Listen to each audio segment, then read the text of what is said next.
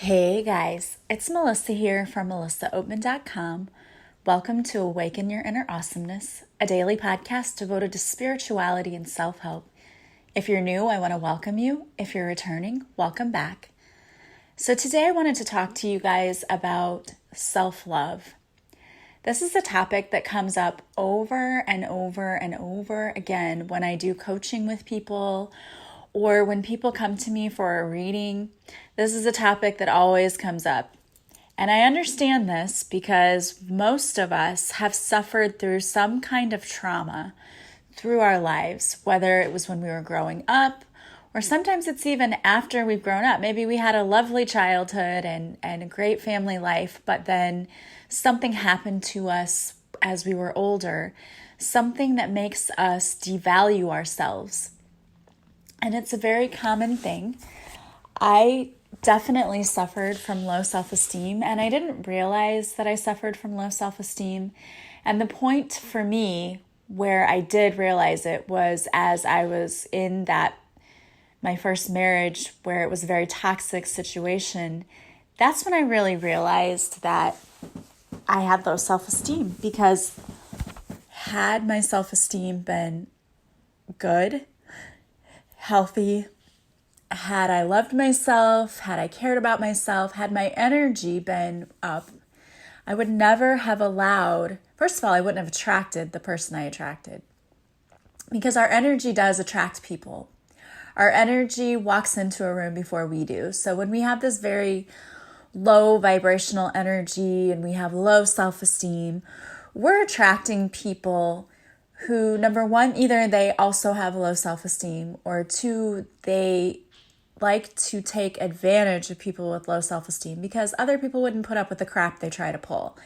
And that's sort of what happened to me. Was I attracted this person with my energy, and then I thought that this was what I deserved, or at least I didn't care enough about myself, or I didn't see myself as being worthy enough to get out of that situation. I thought, well, this is how it is. This is how it has to be. And that was so false. It wasn't true at all. But it was because I had put up with a lot. And that used to be the kind of person I was. I put up with a lot of stuff that people who have a healthy self-esteem wouldn't put up with. And it's simply because I thought I was trying to be very flexible and I was trying to be, easygoing. I wanted to see myself as an easygoing person. But the truth is, what ended up happening was that I was a doormat. People walked all over me because I didn't have healthy boundaries, because I didn't love myself enough to set healthy boundaries. I didn't really know what those were, and I was never taught as a child what a healthy boundary really was. So as an adult, I had no clue. And I just allowed people into my life who also did not know what a healthy boundary was or just didn't care. And so it became a huge mess. And self-esteem, it affects us in so many ways. It's not just in relationships, but it affects us when it comes to work or attracting wealth. Because a lot of us, we relate, whether we realize it or not, we relate how much money we make to our sense of self-worth. And we do it unconsciously, like we don't realize we're doing it. But we may think, if we think about ourselves like, well, and comparing yourself to others, that's having low self-esteem too. Because if you're confident in yourself, you don't need to compare yourself to anyone else. Who cares? But if you're not, then you're constantly looking at the person next to you to figure out what you should be doing. And what you should be doing is what's best for you, not what somebody else is doing. So if you're always taking your cues from other people, you may have a little self-esteem issue going on. It's like you're lacking confidence to make your own decisions. And that's not uncommon. Trust me, I've been there. But what we have to do is to love ourselves so fiercely that we know we can't make a bad decision and that we can't make a wrong decision. And I've just come to the point in my life where I realized that if I make a choice and it wasn't the best choice, that's not the end of the world. I can always come back from that. But also, when I know that I'm listening to my intuition, I know I can't make a wrong decision. Like, if I truly listen to it and I follow it, because I will clear this up. There have been times when I asked myself, I sat down and I listened to my intuition and I said, is this good for me? And my intuition said, no. And I second guessed it, like I questioned it. But I knew my intuition was right all along, but I second guessed it. And so what happens is that I may end up in a situation where I'm not exactly super happy, but it's never the end of the world. So I trust that I know what's best for me. And I have to have that kind of confidence. But I have not always had that kind of confidence. In fact, I was the complete opposite. It was like, please, someone tell me what I should be doing because I don't know what to do. And that was just easier, right? It's easier when you don't try to go up against anyone else, when you don't have conflict, when you just let other people tell you what to do. That's easier because you think you're just going with the flow and you're being very much easygoing and you're not causing waves and whatever. You're not. You're just making yourself miserable. Yes, standing up for yourself is hard in the beginning, especially if you're not used to it because you don't want to make waves, you don't want to make people mad at you, and all of that other crap that people pleasers say to themselves. But that's just what it is. It's crap. You have to be happy. So if you're sitting there doing what everyone else is wanting you to do, there's no way that you're happy. You're sacrificing your own happiness. And, you know, it's funny because I know people who it's like they want to be a martyr. They do all the things that everyone else wants them to do. They don't do what they want to do for themselves. And they kind of have this attitude about them like, well, I'm just doing what's best for everyone else and I'm sacrificing myself like they're a martyr. And when I had a friend who did this, it just used to annoy me because I'm like, nobody's asking you to be a martyr. Stop it. Like, you're sacrificing your own happiness. And for what? No one cares. Like, no one's going to give you this award like the Martyr of the Year for 2019 goes to Jane. No, nobody does that. There's no award you're going to get. You're not going to get a reward in heaven. In fact, you're probably going to find out that you should have been doing things that you want to do and that you like to do, because this isn't like our goal wasn't to come here in life and to sacrifice ourselves for everyone else. That's not it. And I'm not talking about doing good deeds and things like that. I'm just talking about people who always forgo their own happiness for everyone else to the detriment of themselves. And I might be talking directly to you. I don't know. When I say I was annoyed by my friend, I don't mean she's annoying, but I just mean it was frustrating. That's a better word. Frustrating, because she never saw it. She never saw that this wasn't helping herself. And that helping others wasn't helping them either. She was enabling her family members because her family members would constantly be like, you need to do this, you need to do that. Like, we were on a trip and they would like bombard her with things. And that's not cool. Like, let her have her space and her time and her fun. And I know there's other people out there. I used to be like this too. When people would say like, well, I volunteered you to go do this, you know, and I love my mom, but she does that sometimes too. She'll be like, well, I told them that you would come and do this, you know? And I just gotten to where I'll be like, okay, you need to ask. And you need to ask me before you tell someone, even suggest that I would do something for them, because I'm not going to just drop everything and do something because you told somebody that I would. It might not be something that I even want to do. And, you know, I probably can't do it because my schedule gets booked up, you know, last minute. I get people who call me or email me and say, can I have an emergency reading or whatever? And like, I don't always have free time and I don't want to do it. So we have to set those healthy boundaries with people. That's a part of self-love, is setting a healthy boundary, but it's not always easy. And I get that. So it's easier to start with the whole self-love thing in general.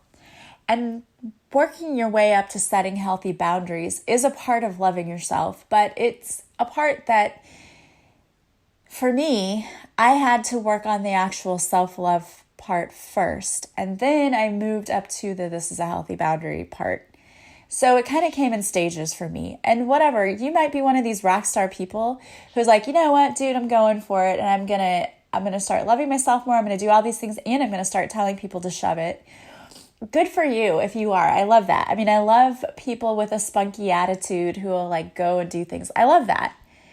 That's not me always. Sometimes it is. It's not always me though. But in this particular case, that wasn't me. I couldn't be like, oh, I have to, go in full force telling everybody what I think. That wasn't me. I had to work on the self-love part first. But in a lot of things, I mean, sometimes I do just like go all in. But that just wasn't one of the places where I felt comfortable doing it because it was an area I needed the most work. And I know that about myself. Even though I seemed like, people would say, well, you seem very confident. And to that I would say, well, thank you. I put on a good show sometimes because, I wasn't always very confident. And I'm much more confident now. But I remember like when I first started teaching, if I had to be observed, my mouth would dry out and my lips would stick to the side of my teeth. And I swear I developed a lisp while I was speaking. And I must have looked like a total idiot. That's how I felt inside. I just felt like, oh my gosh, I look like I don't know what I'm doing. I'm sweating. I probably have huge pit stain circles around my arms. I must have looked like a total disaster. And I felt like a total disaster. And then afterwards they would be like, oh, you did a great job. I'm like, what? How? Who are you watching the same person? Because most of that is in our head. Okay. Most of that is our ego saying, you know what? You sucked. You were horrible. You really just need to hang it up. That's our ego telling us those things. And the thing is, maybe we have been told that by people in our lives. And maybe that's what started our self-esteem. But here's the thing that I believe. And I've witnessed this just from teaching and also having my own children. We pick up on a lot of unspoken things. And sometimes these things are not even true. Let me give you an example. My parents divorced when I was 3. And I can remember a particular time when we were in the kitchen and my dad was on one side of the room and my mom was on the other. And I'm pretty sure I've told this story before, but I felt like I was in the middle and they were both crying. So I felt like I had to go make my dad feel better and then go make my mom feel better. And it was I just felt like, where do I even go? I got to go here and now I have to go here. And the mind of a 3-year-old doesn't really understand what's going on. And I didn't understand it. And at the same time, things were really tough because money was tight for both of my parents because, they didn't make a ton of money being married. When you go from having two incomes to one, it's even worse. And having 3 young children, that's not a very cheap thing. So it was a struggle. And when I saw my parents struggling with things like if we wanted something from the store, and I know every parent has said this to their kid before, no, we can't afford it, or no, you don't need that, or, you could just see the look of they wanted you to stop asking for things. You know what I mean? Please don't ask me for this because I already feel bad telling you that you cannot have it. I feel bad that I don't have money. You're bringing up all this stuff that you want and it makes me feel terrible because I have no money. And as a child, you pick up on those unspoken cues of you're expensive. And in my mind, I kind of equated it as you're a burden. And this has been an aha moment. This is something really that just recently I was talking to my brother. We were both talking about it. And that was an epiphany. Oh my gosh, we felt like we were burdens to them. And it wasn't because they ever said to us, you're a burden. They never said that at all. But you don't have to say things for kids to pick up on things. And I know I've done that to my children too. And I feel horrible because I know that I have. I know that when I was struggling, or there were times when money was tight, or even just times when I just wanted to go home and pass out and go to bed. I was so tired. And of course, they want you to play, right? Like, mommy, come play this game. Come do this. I want your time. I want your attention. And I had almost nothing to give at that time because I just felt so overwhelmed by everything. But I could easily see how a child would say, my parents think I'm a burden. And that kills me. It breaks my heart to think that my kids would think that. But at the same time, I totally get it. Like, I understand, because when we were talking about our childhood and all of that, that became the aha moment of like, oh my gosh, I felt like a burden. And even in my last relationship, I was told this is a burden to me. I equated it as, you're a burden to me. And of course that makes you feel awful, right? Nobody wants to feel like a burden. So I'm not dissing my parents either. I just want you to know I love them both. And I understand, because now I understand too that I kind of did the same thing to my kids, because you keep repeating the same cycles, right? Because it's when you know better that you do better. And I'm trying to break that and trying to do things differently. But I'm learning, and it's a process. It's a work in progress every day. And I always just hope to do better.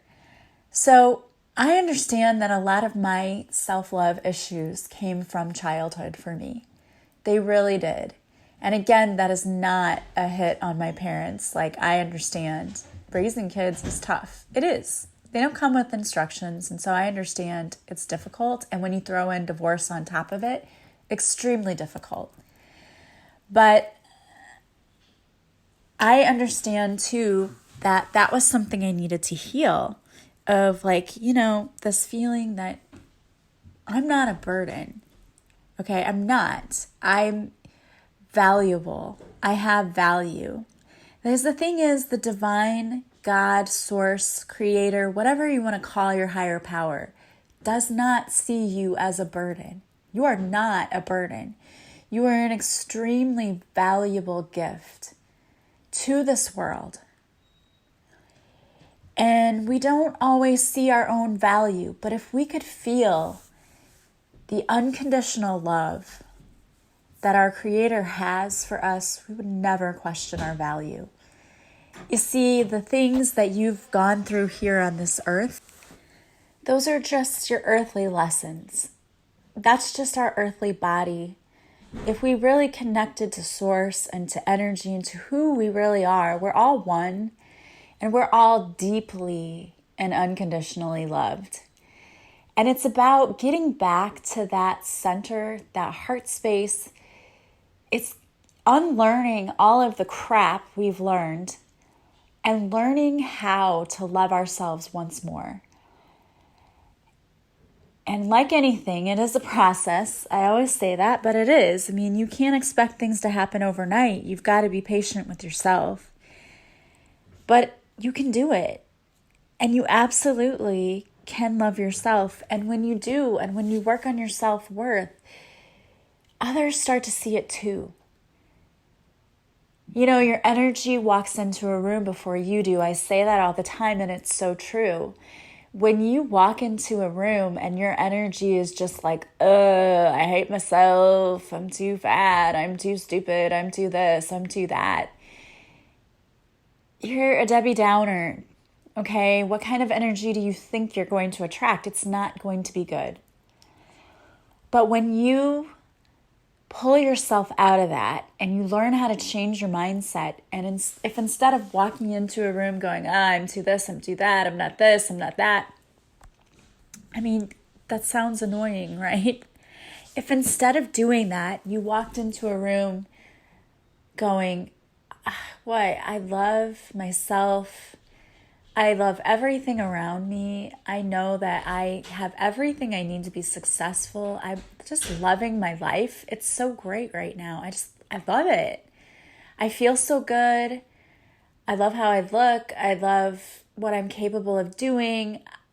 I just can do anything I set my mind to, and I have so many awesome people, and I'm experiencing so much love in my life right now. I mean, doesn't that seem like better energy? And it is, and you're going to attract better energy.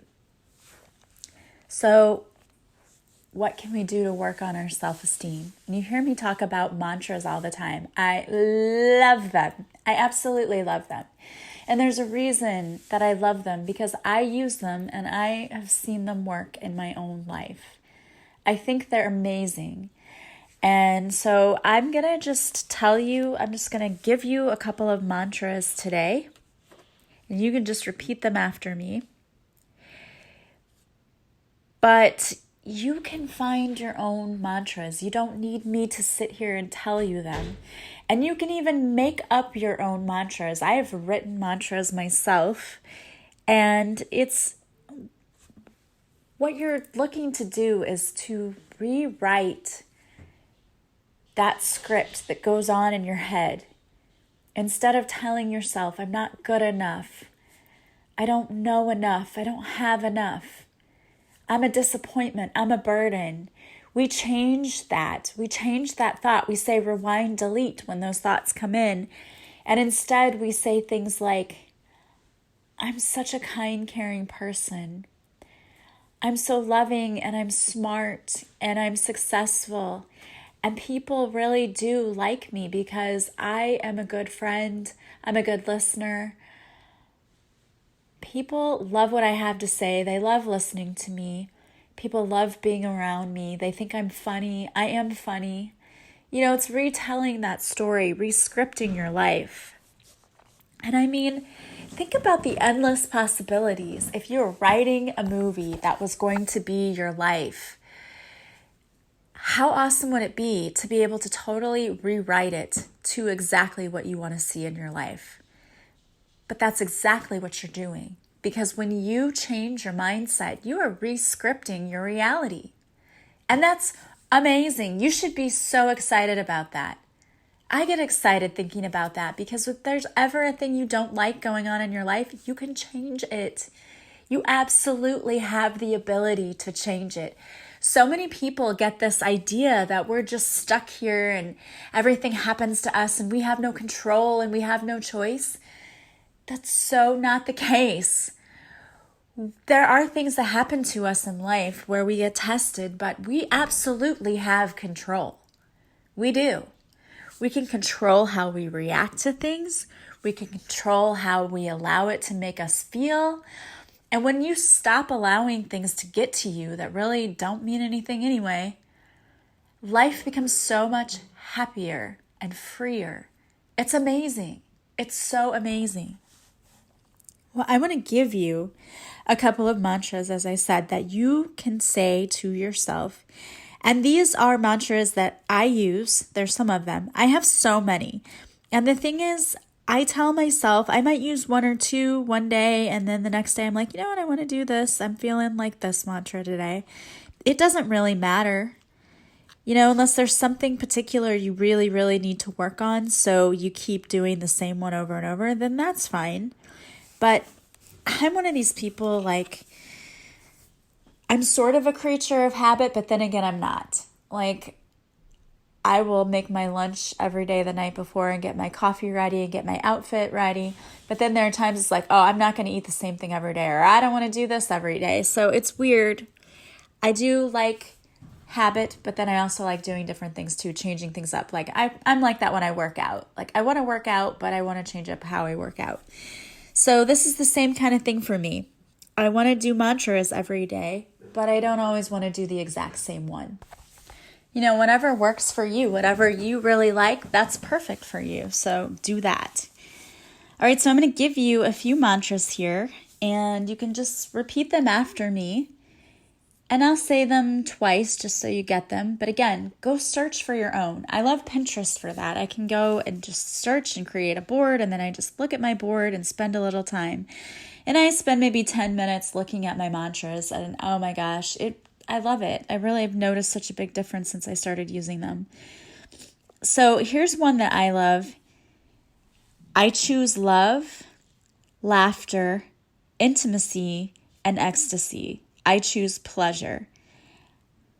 I love this mantra because to me it's all about really just enjoying your life, which if you love yourself, you really do enjoy your life. So that's why I love that one. So I'm going to say it again.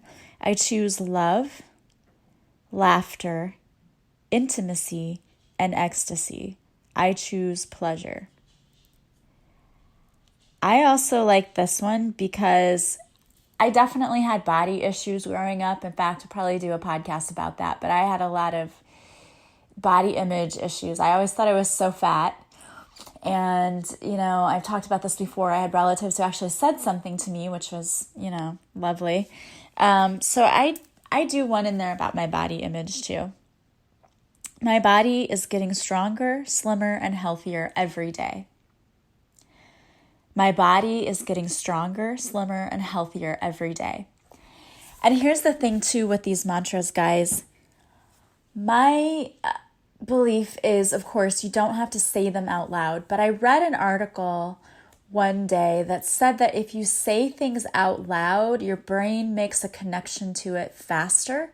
So you may want to say these things out loud and you may want to look at yourself in the mirror, but if you're one of those people who's like, oh, I can't bring myself to do that, just say it in your head. I mean, a lot of times when I'm doing this, it's on my lunch break at work, so I can't necessarily say it out loud. But I might if I were home by myself. If I were at work, though, I would just say it to myself, and whatever works is perfect for you. I also love gratitude, of course, so I say I am grateful for my family and all those that I love. I am grateful for my family and all those that I love. I am showing up in my life fully and completely. I love this one because when we're confident, we do show up in our lives. And when we're not, we tend to just kind of hide in the shadows, right? We're not being who we are truly supposed to be. So I am showing up in my life fully and completely. I love that one too. I love the ones too that work on the inner self. I am a divine being created from light. I am deeply loved. I am a divine being created from light. I am deeply loved. And that was one I just kind of created for myself. But I loved it a lot because when we recognize that we are divine beings and that we are deeply loved, we recognize that we have so much power within us and nothing can take that away. So I love that one a lot. I am a divine being made of light, and I am deeply loved. So find your own mantras. Those are just a few that I love. I love doing tappings too. If you don't know anything about emotional freedom technique, go look it up. Go to YouTube. Brad Yates has a lot on YouTube. It's YATES, Brad Yates. And there for every topic, there's one about not feeling like you're enough. There's one about self-love, self-esteem. There are also money blocks. But a lot of the reason I think that we block our money abundance is because we feel like we're not worthy of earning that money. And so if we work on the self-love stuff, the financial stuff probably is going to follow suit. So I would say work on that. And I always do too that I deserve to have a healthy relationship. And that goes for every relationship in my life. I deserve to have a healthy relationship. And I will only accept a healthy relationship. And you deserve that too. So, working on your self-esteem, maybe look at, why do I have low self-esteem? Like, what could have happened to me? And that's where journaling comes into, thinking back to when you were a kid. Or was there any specific incidents in your life that happened that really caused you to have low self-esteem? It's so important to dig deep and look at that stuff. It really is. And, you can work with me if you need to. Some people, and I was like this too, there are a lot of things that were going on in my life that I really didn't understand the root cause of. And it wasn't until I started working with someone that I understood what the root cause was. So when you can't figure it out on your own, and sometimes you can't, sometimes you need help, you can work with someone to help you figure that out. What is the root cause? Why am I doing this? Why do I keep repeating the same patterns of behavior? So if you're interested in working with me, I would love to work with you and help you with that. Coaching is a great way to do that. You can go to my website, melissaoatman.com, and see what I offer. And then if you're interested, just email me at melissaoatman77@gmail.com. Or you can also just contact me through social media, or you can text me. All of my contact information is always in the description to the podcast. You can get a hold of me and we can talk about it. I can just schedule you with a session if you know what you want, but if you're not sure what you want, just reach out to me. We'll figure it out. People do that all the time. Well, my loves, I wanted to pull a card for you before I left. And the card that I pulled for you today is from my new deck, Divine Whispers. And it's Finances Don't Need to Create Fear. Are you allowing a bad relationship with money to affect your finances? Money is just energy, but somewhere along the way, we created stories about money that kept us stuck and broke.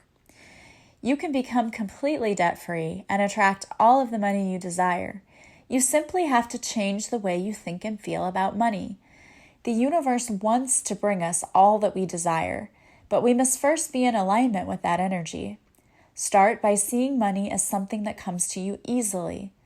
Call on your spiritual team if you need help releasing fear surrounding money. You can also ask the universe to put you in touch with someone who can help you get your finances in order. And there are some money mantras that go with this card. I attract money easily and effortlessly. Money comes to me in unexpected ways. The money I spend is multiplied back to me. I make money while I sleep. My bank account is increasing daily. I always have more than enough money. All right, guys, I love that. And if you love that, you can purchase your own deck. My Divine Whispers deck is on sale right now through my website, melissaoatman.com, for $22. That includes shipping. All you have to do is go to my website to the Divine Whispers page, click on the PayPal link. Once you check out, it will instruct you to put in your shipping address, and I will ship you your very own set of cards. Please allow about 1 to 2 weeks for shipping. They should still get there in time for Christmas, depending, unless I have someone who orders like 10 decks or something. But please go and get your own deck if you want.